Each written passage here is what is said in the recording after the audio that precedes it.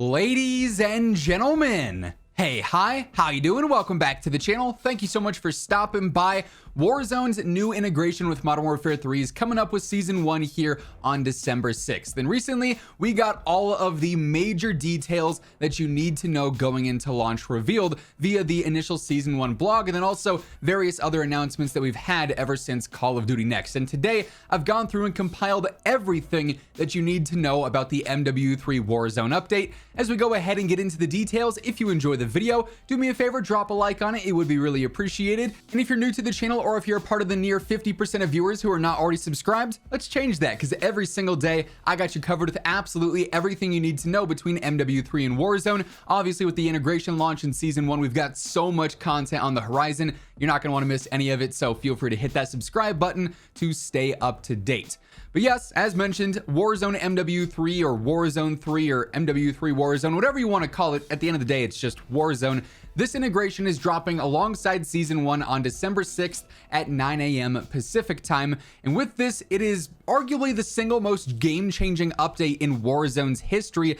The amount of things coming with this update or changing fundamentally with this update is honestly pretty extreme. So initially, right away on day one, a key thing to note, honestly, is the fact that for the first 48 hours, we are only going to be playing on Resurgence, the new map. Obviously, we've been playing this in zombies ever since launch here in MW3, but this is the main big battle royale map that is completely replacing Al Mazrah. And on day one, and technically day two, like I said, for those first 48 hours, we're going to be able to play battle royale, Resurgence, and Plunder all on Resurgence. They're actually cutting down Orlov military base, Popov power, and then also the suburbs into mini Resurgence maps for the first 2 days. And then on top of that, for standard battle royale, all squad sizes are going to be available on day one, and actually all season long as well, which is super convenient. But then after 48 hours, we are also going to see Ashika Island and Vondel added back into the map pool, and that'll be for Resurgence, obviously, and we'll have those to play going forward as well. And when you go into gameplay, whether it be on Urzikstan or on Vondel or Ashika, everything, I mean, quite literally, basically everything is going to be different, starting first with the movement updates. This is going to be drastically different from Warzone 2 within MW2. We are basically having all of the MW3 movements applied to Warzone gameplay this year, but almost in a step up. You're going to be faster and seemingly more aggressive in Warzone because at your base level, when you load into a game, you already have a bunch of movement boosts automatically applied to your character every single game. Like, this is going to be the standard movement. You're going to be able to slide cancel. Obviously, tac sprint reset is not a part of that this year, but you're going to be able to fully control your slide however you want. You'll be able to include tac stance in your gunplay if you want. You'll be able to ADS while sliding, so it's almost like you have the tactical pad boot equipment already applied to your character. You'll be able to run and reload at the same time, so it's like you have the commando gloves, I believe they're called in multiplayer. You'll have a slight movement boost whenever you use the stim tactical, and then there's also even more movement changes coming on day one that they'll be detailing in some upcoming patch notes. But you are going to be moving much faster this time around, which is awesome, and we'll detail some more of these different movement mechanics here in just a bit. As far as actual gameplay goes across the board for Urzikstan, for Resurgence, Plunder, everything like that, a lot of things are changing here too. For one, you will always have a backup pistol on your loadout, even if you're running overkill. So if you are on a ladder, you're always going to get a pistol by default. If you are in the water, you're always going to have a pistol by default, even if, like I said, you have two primary weapons. Now, you can come in with your own custom pistol loadout if you want, and you'll be able to use that in those situations. But regardless, you won't have to worry about not having a weapon for water or not having a weapon on a ladder if you wanted to use your primary rifle and an SMG secondary, let's say, or a shotgun secondary. They're always going to have that backup pistol on your character at all times.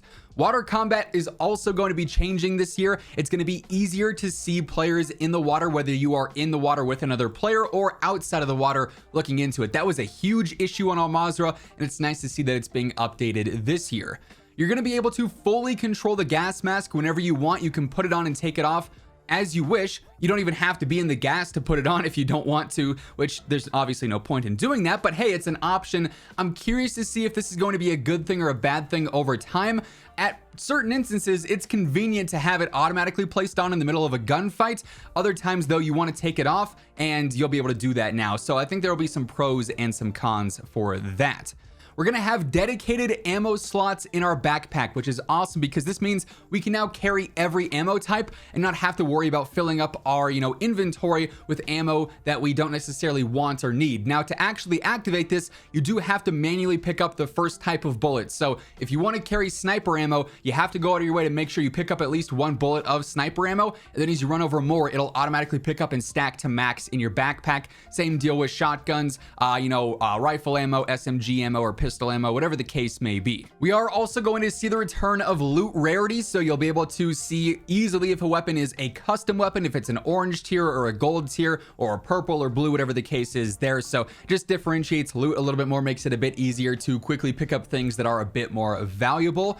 Contracts are going to be more visible both in game and on the minimap now in terms of picking them up and actually pinging them on the map itself. The classic minimap is in fact back, so if you're using an unsuppressed weapon, you are going to show up on the minimap as a red dot. That's obviously huge and will create a suppressor meta. The loot is going to be more spread out this year when you actually go and take out players rather than all the loot stacking on top of each other, and it's really hard to try and pick up this nade or this piece of armor and you keep picking up a weapon or something accidentally. Now it's going to be even more spread out so you can easily interact with each individual piece of loot.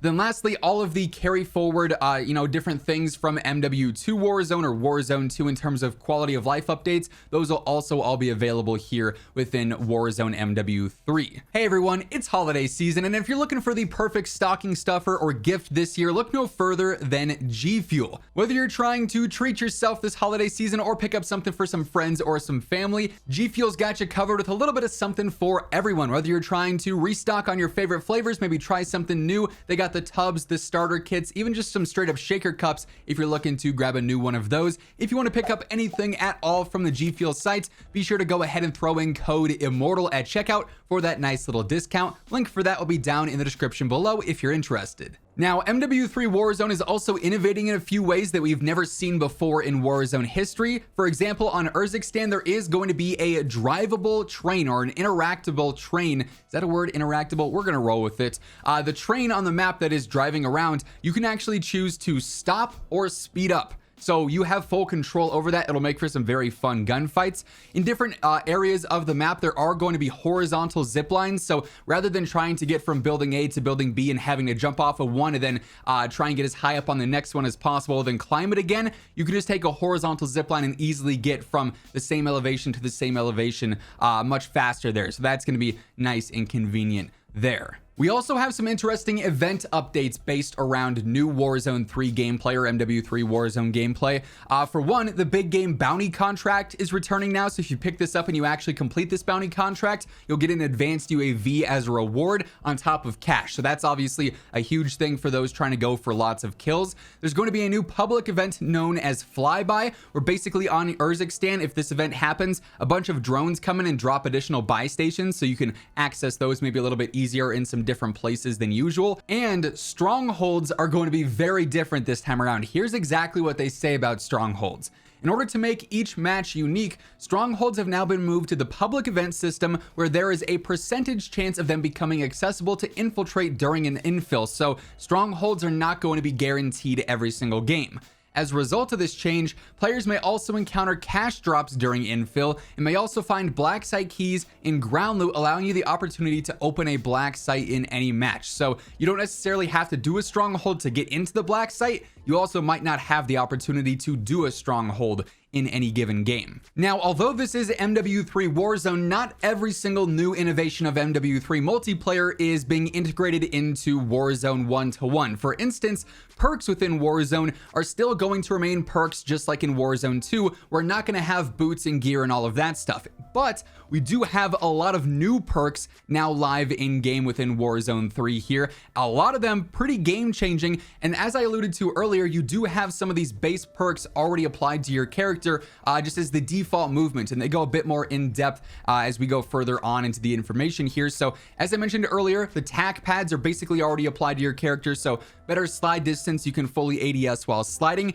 Commando gloves with the reloading while running are already active. The quick grip gloves are active, so that increases your weapon swap speed. It's like you have amped by default. The climbing boots are already active, so you have increased climbing and mantling speed, and overkill, so you can always pick 2 primary weapons. All of that is just by default. That's how the game runs at its core. But in addition to that, we have a lot of returning perks from MW2 Warzone or Warzone 2. However, we also have a bunch of new perks as well, and here is how these play out. We've got Irradiated. This allows you to move faster and take less damage while in the gas. We've got Tempered now as a custom perk, which obviously is the same as before. Combat Scout is returning from Caldera, so you do live ping an enemy with the bullets that you actually hit. So that'll be obviously a pretty clutch one for a lot of players. We've got Resolute. When taking damage from gunfire, it grants you a short movement speed boost, but only if you're getting hit. We've got Shrouded, which drops a smoke grenade if you go downed. We've got Mountaineer, which reduces fall damage. We've got Stalker, which gives you increased strafe and ADS movement speed. That's going to be a ton of fun to mess around with. We've got Escapist, which increases your downed, prone, and crouch speed. We've got Primed, which gives you better accuracy and ADS speed when you're jumping, which just makes jump shots more effective. And we've got Faculty, which gives you delayed trigger explosives while sprinting and warns of nearby enemy equipment and reduces combat noise. And those are all in addition to some of the standard perks that we already had within Warzone 2 as well. Now, we do have a brand new Gulag this year. Ideally, this time around, we actually see Gulag updates. Warzone 2 hardly had that. You know, you date back to OG Warzone, we had a new Gulag almost every single season. But initially, the new Gulag this year is a bit different because there are different ways to approach this. For one, to actually escape the match without having to get a kill, you have to take an Ascender instead of capturing the overtime flag. So this makes you a little bit more prone to being shot if you can be seen, obviously, ascending up and out of the Gulag. There's also going to be Gulag public events as well. So there's going to be Cash Grab, which gives you more money on the floor, so you could potentially leave the Gulag richer than what you came in with. There is Go Again, which gives you an additional Gulag attempt if you lose the first one. There's Locked and Loaded, which gives you an AR and SMG loadout with full armor. And then also there's the Night Vision Gulag, which makes it so that you have the NVG goggles added in. Now, of course, with this being an integration update for Warzone, this means that all of the MW2 content, so all your weapons and operators and whatnot from MW2 are going to be available, and all the new MW3 content as well. So all the new weapons from MW3, different mechanics like sniping is going to be more effective now because of these changes, making it more similar to Warzone 1, obviously, with the one-shot snipes. So there are inherently some gameplay changes because of that as well. Obviously, MW3 weapons a little bit more low recoil over range, but MW2 weapons you might be able to build out to be a bit more effective for other instances. So the meta will definitely shift between the two games' weapons, I'd imagine, quite a bit throughout the year. But at launch, there will be a lot to test out and run around with. And overall, like I said, this is generally one of the largest gameplay updates that we've ever seen for Warzone, maybe the single most impactful game-changing update we've ever seen, between maps and modes and gameplay changes and mechanic updates and all sorts of stuff like that. So should be very exciting to drop into for the first time with Season 1. That being said, though, that is going to wrap things up. If you enjoyed the video, do me a favor, drop a like on it. It would be seriously appreciated. And if you're new here, you want to guarantee that you are up to date every single day with all things going on in COD, be sure to hit that subscribe button on your way out. But once again, thank you so much for tuning in. And until next time, take it easy, have an awesome rest of your day, and I'll catch you later. Peace out.